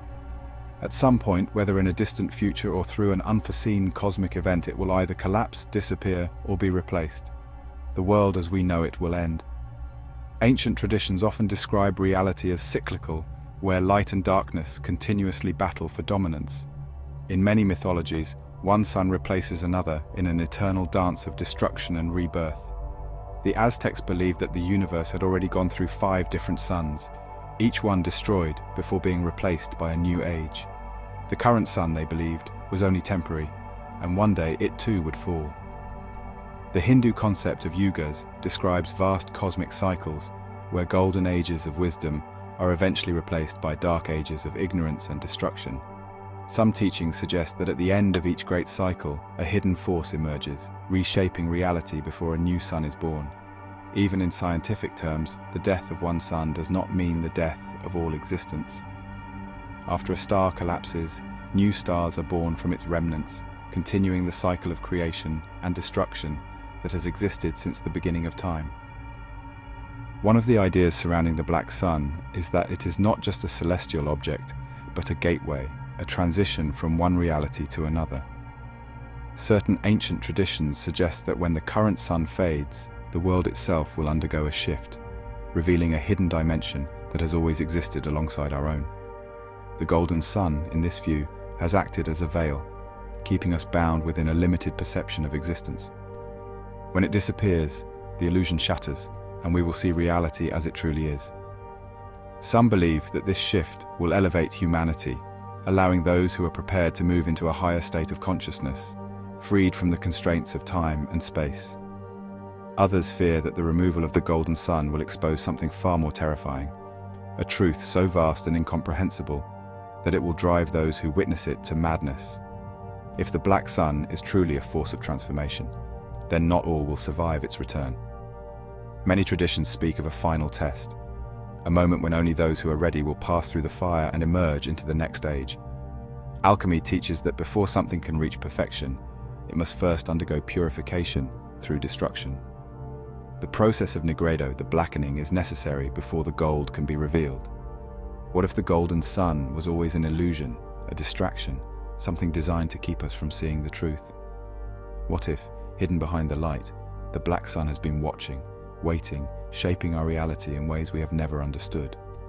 Perhaps the final revelation is not that the black sun is coming, but that it was always here, operating in the background, guiding the rise and fall of civilizations, waiting for the moment when it no longer needs to remain hidden.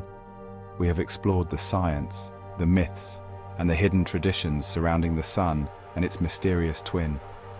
We have seen the warnings of the ancients, the secret knowledge of the esoteric orders, and the scientific certainty that our current sun will one day perish.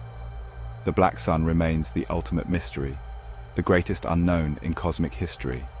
Perhaps it is a force of destruction, a force that will consume all that exists and leave nothing in its wake. Or perhaps it is the doorway to something greater, the next step in humanity's evolution, the hidden fire that has been waiting to awaken us from our long slumber. We have followed the path of the sun from its ancient worship to its inevitable death, from the secrets hidden within its light to the mysteries concealed in its darkness. The sun is not eternal, it is not permanent. It is not even what we think it is. There is a deeper truth, one that has been hidden in the myths of the past, the symbols of secret societies, and the warnings of those who came before us.